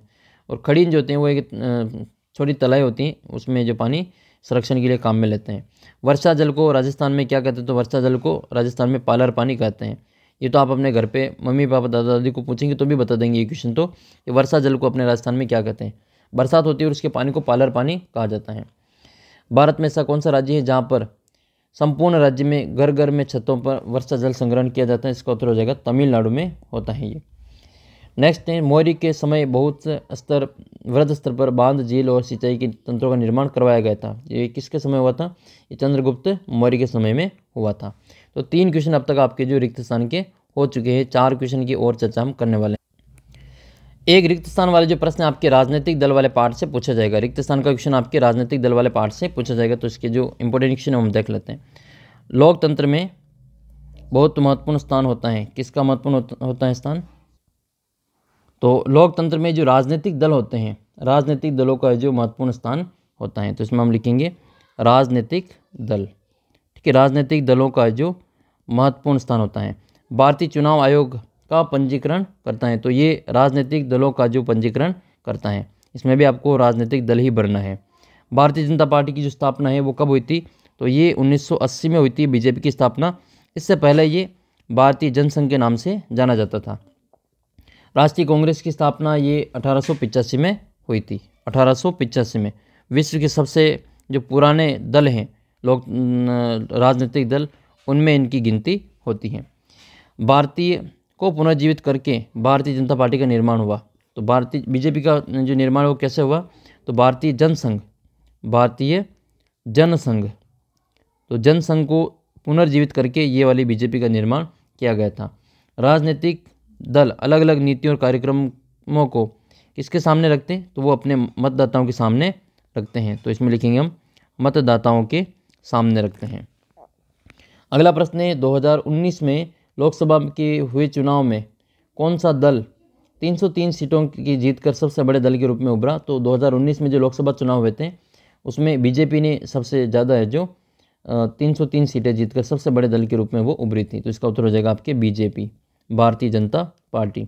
देखो 2019 में लोकसभा के चुनाव हुए थे, हर 5 साल में चुनाव होते हैं लोकसभा के। तो अब वापस आपके 2024 में लोकसभा के चुनाव होने जा रहे हैं। कब होंगे ये, तो ये आपके अप्रैल मई महीने में इसके चुनाव हो जाएंगे। यानी कि 2 बार तो प्रधानमंत्री मोदी जी बन चुके हैं, तीसरी बार के लिए जो चुनाव है, जो भी प्रधानमंत्री बनेंगे उनके लिए वापस चुनाव है आपके अप्रैल मई महीने में होने जा रहे हैं। जो इस 2024 के चुनाव में जो सबसे ज़्यादा सीटें जीतेगा फिर उसी दल के समर्थन का जो प्रधानमंत्री बनेगा। 2019 में लोकसभा चुनाव में इंडियन नेशनल कांग्रेस पार्टी को कितनी सीटें मिली थी, तो इनको सीटें मिली थी 52। कांग्रेस को केवल 52 सीटें मिली थी। राजनीतिक दल किसी समाज की बुनियादी राजनीतिक जो विभाजन है उसको दर्शाता है। ठीक है, किसी समाज की जो बुनियादी राजनीतिक विभाजन है उसको दर्शाता है। राजनीतिक दल के 3 प्रमुख अंग होते हैं, एक तो नेता होता है, एक सक्रिय सदस्य होता है और इसके अलावा एक इसका समर्थक होता है, एक उनके फॉलोवर्स होते हैं, उस पार्टी के समर्थक होते हैं। एक तो उसके नेता होते ही जैसे मोदी जी नेता हैं, सक्रिय सदस्य उनके जो मेंबर होते हैं, एक उनके जैसे मोदी जी के जो समर्थक हैं वो वाले राजनीतिक दल के प्रमुख 3 अंग कहलाते हैं। भारत में 2017 तक कितने राष्ट्रीय स्तर पर जो मान्यता प्राप्त हैं, तो 2017 तक ये जो 7 हैं, 2017 तक 7 हैं, लेकिन अभी वर्तमान की बात करें तो अभी वर्तमान में 6 ही है। तो अभी तो ये 2017 की पूछ रहा है तो तब तक 7 लिखना आपको। अकाली शिरोमणि दल का संबंध किस राज्य से है, तो ये पंजाब से आता है। कहाँ से आता है, ये पंजाब से आता है। समाजवादी पार्टी ये उत्तर प्रदेश से हैं, अखिलेश यादव जिसके मुख्यमंत्री रहते हैं, ठीक है, अखिलेश यादव। समाजवादी पार्टी ये कहाँ से आती है, ये उत्तर प्रदेश से संबंधित हैं। और आम आदमी पार्टी तो आप सभी को पता ही है, आम आदमी पार्टी जो कि पंजाब और यहाँ पे दिल्ली में इनकी सरकारें हैं अभी। इंडियन नेशनल लोकदल की जो संबंध है मुख्यतः किस राज्य से हैं, तो ये हरियाणा से हैं। कहाँ से, ये हरियाणा से हैं। नेक्स्ट है फिर आपके राष्ट्रीय लोकदल RLD, इसका जो संबंध है वो किस राज्य से है, तो इसका जो संबंध है वो, एक मिनट, ये इंडियन नेशनल ये हरियाणा से है, जबकि राष्ट्रीय लोकदल का जो संबंध है वो यूपी से है, उत्तर प्रदेश से है। ठीक है, उत्तर प्रदेश आपको याद रखना है। तेलुगु देशम पार्टी का मुख्य संबंध किस राज्य से है, तो ये आपके आंध्र प्रदेश से है। तेलुगु देशम को देख करके आपको तेलंगाना नहीं करना है या तमिलनाडु नहीं करना है, ये आंध्र प्रदेश की पार्टी है। इसका उत्तर हो जाएगा आपके आंध्र प्रदेश। आप कमेंट करके बताने कि राष्ट्रीय लोकतांत्रिक पार्टी किस राज्य की पार्टी है, और एक आपको शिवसेना के बारे में बताने कि शिवसेना कौन से राज्य में पार्टी है। फिर आपके एक रिक्त स्थान का जो प्रश्न है वो लोकतंत्र के परिणाम वाले पार्ट से पूछा जाएगा। देखो ये 1 नंबर का रिक्त स्थान है, 17वां पार्ट लगभग आपके ये देखो सीरियल से आपके 17वें नंबर पे आता है ये। तो लोकतंत्र में शासन की अंतिम शक्ति किस में निहित होती है, तो ये जनता के हाथों में निहित होती है। इसमें हम भरेंगे जनता के हाथों में। अगला प्रश्न है आर्थिक समृद्धि के मामले में तानाशाही शासन व्यवस्था वाले देशों का रिकॉर्ड ये जो अच्छा होता है, इसका उत्तर हो जाएगा अच्छा है। के अधिकार के तहत सरकारी कामकाज के बारे में जानकारी प्राप्त होती है। तो सूचना का जो अधिकार है RTI का जो अधिकार है 2005 में आया था ये सूचना का अधिकार, उसके तहत सरकारी कामकाज के बारे में जानकारी आप प्राप्त कर सकते हैं। लोकतांत्रिक सरकार के फैसले लेने में तानाशाही सरकार की तुलना में समय जो है वो ज़्यादा लगता है, क्योंकि तानाशाही सरकार जो होती है वो अपने फैसले एक ही आदमी ले लेता है, जबकि लोकतांत्रिक सरकार में जो बहुत सारे जो अलग अलग दल होते हैं सभी का इसमें समर्थन प्राप्त करना होता है, तो इसमें समय ज़्यादा लगता है। गैर लोकतांत्रिक व्यवस्थाएं आमतौर पर अपने अंदरूनी सामाजिक मतभेदों को क्या करती है, दबाने का कोशिश करती हैं। नेक्स्ट है लोकतांत्रिक व्यवस्था, ये गरिमा और आज़ादी की समानता पर आधारित है। किस पर है ये गरिमा व आज़ादी, गरिमा और आज़ादी की समानता पर आधारित है। शासन की वह व्यवस्था जिसमें शासन की शक्ति एक व्यक्ति के हाथों में होती है उसको हम तानाशाही शासन कहते हैं, जिसको कहा जाता है तानाशाही। जैसे आपने नाम सुना होगा कोरिया का, दक्षिण कोरिया है, उत्तरी कोरिया, दक्षिण कोरिया, किम जोंग आपने नाम सुना होगा, तो वो तानाशाही शासन है, वो तानाशाही शासन है। हिटलर जो था वो भी एक तानाशाही था, आपने देखा होगा, वो भी उसके कारण कई सारे लोग जो परेशान थे। तानाशाही का मतलब जिसने कह दिया वो सही है, चाहे वो गलत है फिर भी इसको आपको सही मानना पड़ेगा, इसको तानाशाही शासन कहते हैं। और फैसले ही एक व्यक्ति ही लेता है शासन इसमें, जबकि लोकतंत्र में जो जनता के द्वारा चुने गए प्रतिनिधि होते हैं। 8वां प्रश्न है कि व्यक्ति की, एक मिनट इसको हम वापस लेके जाते हैं, क्वेश्चन नंबर जो 6 है, लोकतांत्रिक व्यवस्था समानता पर आधारित है, तो ये राजनीतिक समानता पर आधारित है। इसमें हम भरेंगे राजनीतिक समानता, राजनीतिक समानता पर आधारित है। जबकि व्यक्ति की जो गरिमा है, व्यक्ति की गरिमा और समानता के मामले में लोकतंत्र व्यवसाय किसी भी अन्य शासन प्रणाली से काफ़ी आगे है। तो गरिमा और इसमें आप लिखेंगे समानता। नेक्स्ट 9वां प्रश्न है, भारत के प्रतिशत लोग मानते हैं कि सरकार की चाल डाल पर उनके वोट का असर पड़ता है। तो कितने परसेंट लोग मानते हैं? 67% लोग ऐसे मानते हैं कि उनके वोट का असर जो उनके सरकार के काम पर पड़ता है। 10वां प्रश्न है कि वास्तविक जीवन में लोकतांत्रिक व्यवस्थाएं आर्थिक असमानताओं को कम करने में ज़्यादा सफल नहीं हुई है। आर्थिक असमानता को ये कम करने में सफल नहीं हो पाई है। सैद्धांतिक रूप से लोकतंत्र को अच्छा माना जाता है, पर सैद्धांतिक रूप से लोकतंत्र को अच्छा माना जाता है, लेकिन व्यवहार में ऐसा अच्छा नहीं माना जाता है, व्यवहार में ऐसा नहीं होता है। नेक्स्ट है, लोकतंत्र में इस बात की पक्की व्यवस्था होती है कि फैसले कुछ कायदे कानून के अनुसार होंगे। तो इसमें आपको लिखना है लोकतंत्र, लोकतंत्र। सामाजिक अंतर विभाजन और टकरावों को संभालना निश्चित रूप से किस व्यवस्था का एक गुण है? तो ये लोकतांत्रिक व्यवस्था का एक गुण है, लोकतांत्रिक व्यवस्था का एक गुण है। 14वां क्वेश्चन आपके ये है कि 14वां क्वेश्चन में आपको बताने कि वैध शासन व्यवस्था के मामले में लोकतांत्रिक शासन व्यवस्था निश्चित रूप से अन्य शासनों से बेहतर है। तो ये हो जाएगा आपके लोकतांत्रिक शासन व्यवस्था। एक जो आपके रिक्त स्थान पूछा जाएगा वो 18वें पाठ से पूछा जाएगा, ठीक है, विकास नामक जो पाठ है उससे पूछा जाएगा एक रिक्त स्थान। तो इसमें आपकी औसत आय को कौन सी आय कहा जाता है? औसत आय को प्रति व्यक्ति आय भी कहा जाता है, औसत आय को प्रति व्यक्ति आय भी कहा जाता है, ठीक है, प्रति व्यक्ति आय भी कहा जाता है।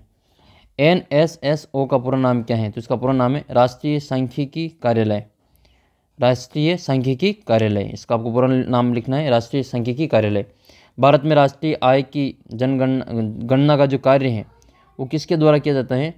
तो केंद्रीय सांख्यिकी कार्यालय के द्वारा किया जाता है, NSS के द्वारा ही किया जाता है। किसी वर्ष में पैदा हुए 1000 जीवित बच्चों में से 1 वर्ष में की आयु से पहले मर जाने वाले बच्चों के अनुपात को शिशु मृत्यु दर कहा जाता है।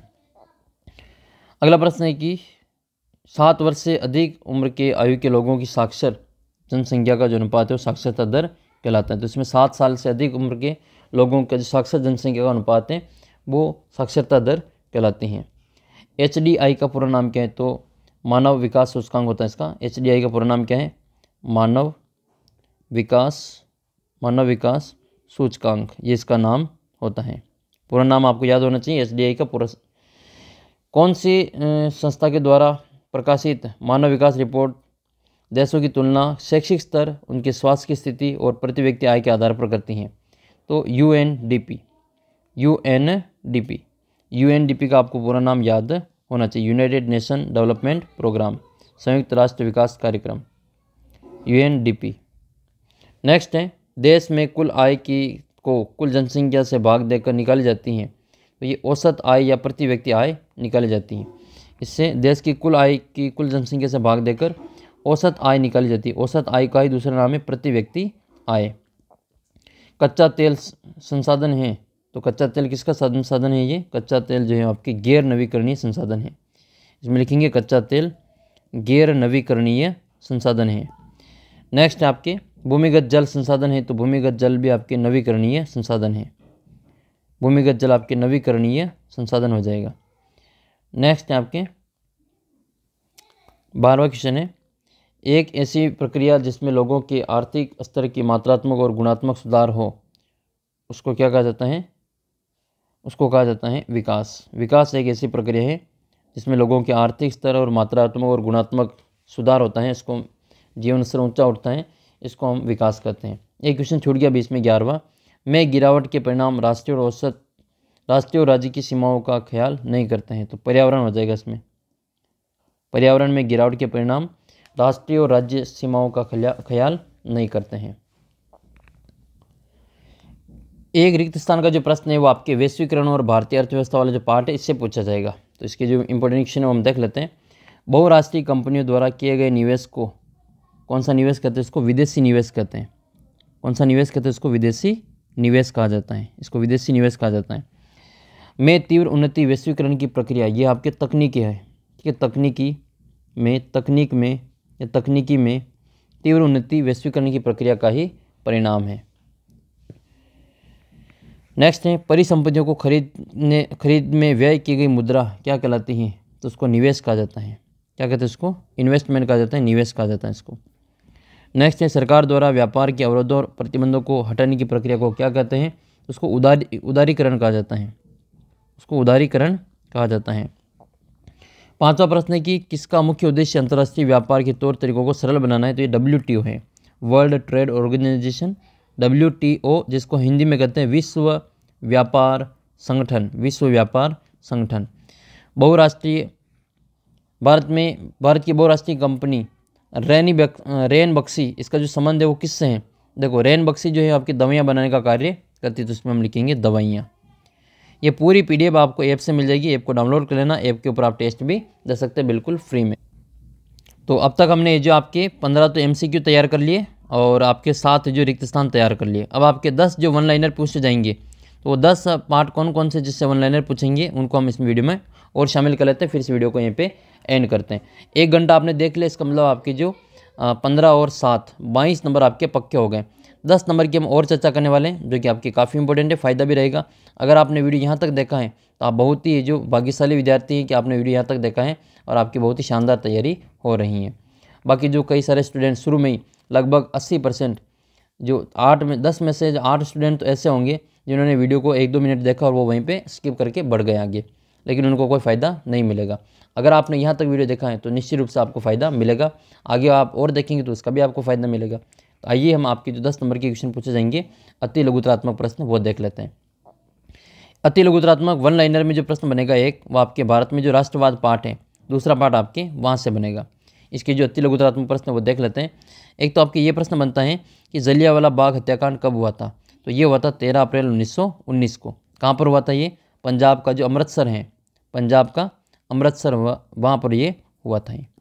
नेक्स्ट है, खिलाफत आंदोलन शुरू होने के प्रमुख कारण क्या थे? तो तुर्की में खलीफा के पद को समाप्त कर दिया जाने के कारण विश्व के सभी मुसलमानों ने खिलाफत आंदोलन शुरू किया था। असहयोग आंदोलन का प्रमुख उद्देश्य क्या था? तो 1 वर्ष में स्वराज्य प्राप्ति का लक्ष्य असहयोग आंदोलन का प्रमुख उद्देश्य था। बारदोली किसान आंदोलन कब और किसके नेतृत्व में हुआ था? तो ये 1928 में हुआ था, सरदार वल्लभ भाई पटेल के नेतृत्व में। और बारदोली की महिलाओं ने ही जो वल्लभ भाई पटेल को सरदार की उपाधि दी थी। भारत में साइमन कमीशन का विरोध क्यों हुआ था? इसका कारण ये कि भारत में जो साइमन कमीशन आया था उसमें एक भी आदमी जो भारतीय नहीं था, इनकी इसमें एक भी सदस्य भारतीय नहीं होने के कारण इसका भारत में विरोध हुआ था। गांधी इरविन समझौता कब हुआ था? तो गांधी इरविन समझौता 5 मार्च 1931 को हुआ था। भारत माता की छवि का चित्र सबसे पहले किसने बनाया? तो रविंद्रनाथ टैगोर ने बनाया था। बेगार से आप क्या समझते हैं? तो बिना किसी पारिश्रमिक, बिना किसी मजदूरी के काम करवाना बेगार कहलाता है। अली बंधुओं के नाम लिखना है। तो अली बंधु कौन कौन थे? अली बंधु में आपके मोहम्मद अली और शौकत अली थे। रॉलेट एक्ट का भारत में विरोध क्यों हुआ था? तो इस नियम के अनुसार किसी भी व्यक्ति को संदेह के आधार पर गिरफ्तार किया जाता था और इसका विरोध हुआ था। फिर नेक्स्ट जो आपके अगला जो 1 लाइनर क्वेश्चन बनेगा वो चौथे पार्ट से बनेगा और इस पार्ट से आपके 2 अति लघुतरात्मक प्रश्न पूछे जाएंगे। 1-1 नंबर के 2 प्रश्न बनेंगे। औद्योगिकरण का युग, तो पहला प्रश्न आपके ये इसमें इंपॉर्टेंट आपके कि सर्वप्रथम किसने भाप के इंजन को पेटेंट करवाया था? तो भाप का इंजन जो बनाया था सबसे पहले 1871 में, वो जेम्स वाट ने करवाया था, इसको पेटेंट करवाया था। भारत के 2 बंदरगाह के नाम बताइए और जिनसे जो विदेशी व्यापार होता था। एक तो सूरत में था और आपके हुगली नदी पे था। भारत के आरंभिक उद्योगपतियों के नाम लिखिए, तो इसमें आपके जमशेदजी टाटा हैं और द्वारकानाथ टैगोर हैं। आदि औद्योगिकरण से क्या समझते हैं? तो कारखानों की स्थापना से पहले की अव्यवस्था आदि औद्योगिकरण कहलाती हैं। गुमास्ता कौन था? तो बुनकरों पर नियंत्रण करने वाला जो वेतनभोगी कर्मचारी होता था उसको गुमास्ता कहते थे। अमेरिकी गृह युद्ध में का भारतीय बुनकर पर क्या प्रभाव पड़ा? तो अमेरिकी गृह युद्ध के कारण कच्चे कपास की कमी के कारण कच्चे माल की आवक कम हो गई थी। ये जो गिल्ड्स हैं, गिल्ड्स से आप क्या समझते हैं? तो गिल्ड्स एक प्रकार का व्यापारिक संगठन होता था जो उत्पादन पर नियंत्रण रखने का कार्य करता था। स्टेपलर्स क्या करने का मतलब क्या है? तो रेशों के हिसाब से ऊन को स्टेपल करने वाला जो व्यक्ति होता था उसको स्टेपलर्स कहते थे।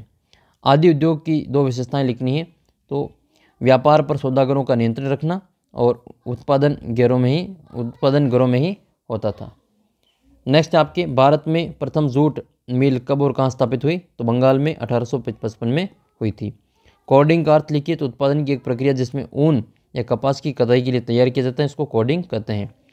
फ्लाई शटल के 2 लाभ लिखिए, तो उत्पादन क्षमता बढ़ी इससे और श्रम की मांग में गिरावट आई है। एक प्रश्न आपके अति लघुतरात्मक की जो प्रश्न संख्या जो पार्ट आपका ये 2 नंबर का पार्ट है, वन और वन्यजीव संसाधन 7वां पार्ट, इससे पूछा जाएगा एक आपके, तो इसको देख लेते हैं। एक तो इसमें से प्रश्न बनता है कि IUCN का पूरा नाम क्या है? तो अंतर्राष्ट्रीय प्राकृतिक संरक्षण एवं संसाधन ये संघ हो जाएगा, international union for conservation of nature हो जाएगा। संकटग्रस्त प्रजातियाँ क्या होती हैं? उदाहरण बताने हैं, तो वे जीवों की जातियाँ जिनके लुप्त होने का खतरा है। यदि लुप्त होने के कारण परिस्थितियाँ बनी रही तो उनका जो जीवित रहना कठिन हो जाएगा, जैसे काला हिरण है, मगरमच्छ है, गेंडा है, शेर है, ये संकटग्रस्त प्रजातियाँ हैं। अपना गोडावण है, गोडावण भी संकटग्रस्त प्रजाति में आता है। जैव विविधता को परिभाषित कीजिए। पृथ्वी के स्थलीय जलीय जीव भाग पर अनेक प्रकार के जीव जंतु और वनस्पति का पाया जाना जैव विविधता कहलाती हैं। अगला प्रश्न आपका ये कि भारत में तथा विश्व में जैव विविधता कम होने का कारण लिखिए। एक तो मानव के द्वारा जो अंधाधुंध वनों की जो कटाई है उसके कारण भी जीवों का आवास कम होता जा रहा है, और मानव द्वारा जीव जंतुओं को अत्यधिक शिकार किया जा रहा है और उनको मार दिया जाता है, इस कारण भी इनकी संख्या कम होती जा रही है। मानव द्वारा जनित वायु प्रदूषण, जल प्रदूषण और मृदा प्रदूषण, हरितगृह प्रभाव आदि इसके कारण भी हैं। मानव द्वारा अनेक रासायनिक और कीटनाशकों का उपयोग द्वारा जो जीव जंतुओं और वनस्पति को नष्ट किया जा रहा है। नेक्स्ट है मानव के लिए वन्य जीवों के महत्व का संरक्षण की आवश्यकता समझाइए। पारिस्थितिकी संतुलन बनाए रखने के लिए प्रत्येक प्रजाति को संतुलित संख्या में जीवित रहना आवश्यक है। वन और वन्य जीवों के संरक्षण द्वारा जल, वायु, मृदा की मूलभूत संरचना बनी रहना संभव होती हैं। टाइगर प्रोजेक्ट क्या है समझाइए। तो यह बाघ के संरक्षण में बनाई गई परियोजना है। बाघ वन्यजीव संरचना के अंतर्गत जंगली जाती हैं और 1973 में इस परियोजना की शुरुआत की गई थी। अगला प्रश्न है कि जनजाति और आदिवासी क्षेत्र में वनों की कटाई या निम्नीकरण का प्रमुख कारण क्या है? तो एक तो पूर्वोत्तर और मध्य भारत में स्थानांतरित कृषि की जाती है, इसको हम स्लैश और बर्न खेती के चलते वनों की कटाई होती है। अगला प्रश्न है कि निम्नलिखित को सम्मिलित करना है। सुंदरवन बक्सा टाइगर रिजर्व ये कहाँ है? ये आपके पश्चिम बंगाल है। ये बक्सा टाइगर रिजर्व जो डोलोमाइट खनिज है, डोलोमाइट खनिज के खनन के कारण ये खतरे में है। कार्बेट राष्ट्रीय उद्यान ये आपके उत्तराखंड में, जिम कार्बेट। मानस ये असम में आता है और पेरियार बाघ रिजर्व ये आपकी केरल में आता है। बांधवगढ़ राष्ट्रीय उद्यान ये मध्य प्रदेश में आता है। सरिस्का वन्य जीव पशु विहार ये अपने राजस्थान के अलवर जिले में आता है। लुप्त जातियों का उदाहरण देना है, तो वे जातियाँ वन्य जीव और वनस्पति जातियाँ जिनके रहने उगने के आवासों में खोजने पर वो अनुपस्थित या फिर नहीं पाई जाती, उनको हम लुप्त जातियाँ कहते हैं। जैसे एशियाई चीता है, गुलाबी चिर वाली बत्तख, ये वाली सिर वाली बत्तख, ये आपके लुप्त जातियाँ हैं। दुर्लभ जातियों के उदाहरण ऐसी जातियाँ जिनकी संख्या बहुत कम बची हैं और इनको प्रभावित करने वाले कारक नहीं बदले तो सभी सुभेद्य जातियाँ दुर्लभ बन जाएगी। जैसे नीली भेड़ है, गंगा की जो डॉल्फिन है, ये वाली दुर्लभ प्रजातियाँ हैं। गंगा डॉल्फिन भारत का राष्ट्रीय जलीय जीव है। भारत का जो राष्ट्रीय जलीय जीव है गंगा डॉल्फिन। फिर आपके एक जो अति लघुतरात्मक प्रश्न बनेगा वो 11वें पार्ट से बनेगा, जिसका नाम है विनिर्माण उद्योग। एक प्रश्न आपके यहाँ से बनने वाला है, तो देख लेते हैं 1 नंबर के क्वेश्चन कौन कौन से इंपॉर्टेंट है। विनिर्माण क्या है? तो कच्चे माल को मूल्यवान उत्पाद में परिवर्तित कर अधिक मात्रा में वस्तुओं का उत्पादन विनिर्माण कहलाता है। भारत में पहला सीमेंट कारखाना कब और कहाँ खोला गया? तो 1904 में खोला गया था सीमेंट का पहला कारखाना, वो भी चेन्नई में। भारत में सबसे महत्वपूर्ण कृषि आधारित उद्योग का नाम क्या है? तो वह है आपके सूती वस्त्र उद्योग। ये भारत का सबसे प्राचीन वस्त्र उद्योग के रूप में इसको जाना जाता है। किस शहर को भारत की इलेक्ट्रॉनिक्स राजधानी के रूप में जाना जाता है? तो वह बेंगलुरु को, इसको सिलिकॉन वैली के नाम से जाना जाता है। नेक्स्ट है, दो कृषि आधारित उद्योगों के उदाहरण लिखना है। तो एक सूती वस्त्र उद्योग है, एक आपका पटसन उद्योग है। राष्ट्रीय पटसन नीति कब आई थी? तो ये आपकी 2005 में आई थी। किस क्षेत्र में उत्पादक कच्चे माल को परिष्कृत करके वस्तुओं को परिवर्तित करता है? तो ये द्वितीयक क्षेत्र में आता है। जितने भी उद्योग है वो सारे इसमें आते हैं। SAIL सेल का पूरा नाम क्या होता है? तो स्टील अथॉरिटी ऑफ इंडिया इसका पूरा नाम होता है। आधारभूत उद्योग किसको कहा जाता है? तो लौह इस्पात उद्योग को, जो भारतीय जो जितने भी उद्योग हैं उनका मेरुदंड कहा जाता है। इसको रीढ़ की हड्डी कहा जाता है, क्योंकि सारे उद्योग इसी पर निर्भर करते हैं। किस रेशे को गोल्डन फाइबर कहा जाता है? तो जूट के रेशे को गोल्डन फाइबर कहा जाता है। फिर आपके अगला जो प्रश्न है 1 नंबर का, वो कौन से पार्ट से हम देख लेते हैं। फिर आपकी सत्ता की साझेदारी से 1 नंबर का प्रश्न पूछा जाएगा। अति लघुतरात्मक एक प्रश्न बनेगा। तो देख लेते हैं, आपके ये पार्ट है सत्ता की साझेदारी वाला। तो सरकार के विभिन्न अंगों के नाम लिखने। विधायिका, कार्यपालिका और न्यायपालिका इसके प्रमुख अंग हैं। किस देश में सामुदायिक सरकार सत्ता के बंटवारे का अच्छा उदाहरण है? उत्तर हो जाएगा इसका बेल्जियम। सत्ता का ऊर्ध्वाधर वितरण क्या है? तो उच्चतर और निम्नतर स्तर की सरकारों के मध्य सत्ता का विभाजन ऊर्ध्वाधर वितरण कहलाता है। बेल्जियम की सामुदायिक सरकार और श्रीलंका की बहुसंख्यवादी सरकार में क्या अंतर है, वो आपको स्पष्ट करना है। बेल्जियम की सामुदायिक सरकार का चयन एक ही भाषा के बोलने वाले लोग करते हैं, जबकि श्रीलंका की बहुसंख्यवादी जो सरकार है उसको एक समुदाय करता है, जो सिंहली समुदाय है वो इसका प्रमुख रहता है। सत्ता का क्षैतिज वितरण क्या कहलाता है? तो विधायिका, कार्यपालिका और न्यायपालिका के बीच सत्ता का जो वितरण है, बंटवारा है, इसको सत्ता का क्षैतिज वितरण कहते हैं। नियंत्रण और संतुलन की व्यवस्था किसे कहा जाता है? तो वह व्यवस्था जिसमें सरकार का प्रत्येक अंग एक दूसरे को नियंत्रित करता है, जिससे कि सत्ता का संतुलन स्थापित बना रहता है। 7वां प्रश्न है कि लोकतंत्र में सत्ता की साझेदारी क्यों आवश्यक है? तो सत्ता के जो साझेदारी संघर्ष की भावना को कम करने के लिए और प्रजातांत्रिक भावनाओं को अनुकूल बनाने के लिए सत्ता की साझेदारी आवश्यक है। बहुसंख्यवाद कायम करने के लिए श्रीलंका सरकार द्वारा उठाए गए एक कदम का उल्लेख कीजिए। तो 1956 में उन्होंने सिंहली को एकमात्र राजभाषा घोषित कर दिया था। 1950 और 1960 के दशक के बीच ब्रुसेल्स में दो समुदाय के बीच प्रमुख समस्या क्या थी? तो वह भाषाई विविधता। बेल्जियम में कौन सी भाषा बोलने वाले लोग समृद्ध और ताकतवर हैं? तो वो फ्रेंच भाषी लोग हैं, वो समृद्ध और ताकतवर रहे हैं। बेल्जियम के समाज की जाति बनावट की दृष्टि से कितने क्षेत्रों में बांटा है? तो उसको 4 क्षेत्रों में बांटा है। राजधानी क्षेत्र ब्रुसेल्स है, फ्रेंच भाषी ये बेलोनिया है, डच भाषी फ्लेमिश है और जर्मन भाषी क्षेत्र हो जाएगा इसमें। एक आपका 1 लाइनर 15वें पार्ट से आएगा, जाति धर्म और लैंगिक मसलों वाले पार्ट से। तो इसके जो इंपॉर्टेंट अति लघुतरात्मक प्रश्न है वो हम इसमें देख लेते हैं। समरूप समाज किन देशों में पाया जाता है? 2 देशों के नाम लिखना है। तो जर्मनी और स्वीडन इसके नाम लिख लेने। नारीवादी आंदोलन क्यों हुए? तो पुरुष और महिलाओं में असमान अधिकारों और अवसरों के कारण नारीवादी आंदोलन हुए हैं। फेमिनिज्म कहा जाता है इसको। सामाजिक असमानता का कौन सा रूप प्रत्येक स्थान पर दिखाई देता है? तो वो हो जाएगा आपके लैंगिक असमानता। अगला प्रश्न है, सामाजिक विभाजन अधिकांशतः किस पर आधारित होते हैं? तो जाति धर्म पर आधारित होते हैं। विवाह, तलाक, उत्तराधिकारी से संबंधित कानून क्या कहलाता है? तो उसको पारिवारिक कानून कहते हैं। महिलाओं की घरेलू उत्पीड़न से बचाने हेतु एक तरीका बताएं। तो इसमें आपके घरेलू हिंसा अधिनियम और अन्य कानूनी नियमों की जानकारी देना। भारत में विभिन्न समुदायों के बीच सांप्रदायिक सद्भावना बनाने का कोई एक तरीका सुझाइए। तो बड़े सार्वजनिक हितों और धार्मिक मामलों में राज्य का हस्तक्षेप। वर्ण व्यवस्था से आप क्या समझते हैं? तो जाति समूह का पदानुक्रम, जिसमें एक जाति समूह के लोग सामाजिक पायदान में सबसे ऊपर रहेंगे, अन्य जाति समूह के जो क्रमागत लोग हैं उनसे नीचे रहेंगे। 4 प्रकार की वर्ण व्यवस्था इसमें शामिल है, ब्राह्मण, क्षत्रिय, वैश्य और शूद्र। वर्ण व्यवस्था के अंतर्गत 4 इसमें आपके आते हैं। लैंगिक विभाजन का क्या अभिप्राय है? तो समाज द्वारा स्त्री पुरुष को दी जाने वाली असमान भूमिकाएं लैंगिक विभाजन में आती हैं। धर्म को कभी भी राजनीति से अलग नहीं किया जा सकता, यह किसका कथन है? तो ये महात्मा गांधी का कथन है। 2011 की जनगणना के अनुसार भारत का लिंगानुपात महिला और पुरुष साक्षरता कितनी थी? तो लिंगानुपात जो है भारत का 943 था, साक्षरता 82.14 है और महिला साक्षरता दर जो है 65.46 है। लिंग अनुपात क्या है? तो किसी क्षेत्र में 1000 लड़कों पर लड़कियों की जो संख्या है उसको लिंगानुपात कहते हैं, यानी कि 1000 पुरुषों पर महिलाओं की संख्या को लिंगानुपात कहा जाता है। जातिवाद से क्या आशय है? जब राजनेता चुनावी लाभ उठाने के लिए जातिगत चेतना उकेर कर उसका लाभ लेने का प्रयास करता है, इस प्रक्रिया को जातिवाद कहा जाता है। नेक्स्ट है सांप्रदायिक राजनीति का क्या अर्थ है? तो जब राजनीति में अन्य धर्मों की तुलना में एक धर्म की श्रेष्ठता दर्शाई जाती है तो उसको सांप्रदायिक राजनीति कहा जाता है। सर्वप्रथम नारीवादी आंदोलन की शुरुआत किस देश में हुई थी? तो सबसे पहले ये शुरुआत हुआ था अमेरिका में। फिर आपके अगला पार्ट है आपके राजनीतिक दल वाला, इसमें से भी आपके 1 नंबर का क्वेश्चन पूछा जाएगा। तो इसके जो इंपॉर्टेंट वन लाइनर है वो हम देख लेते हैं।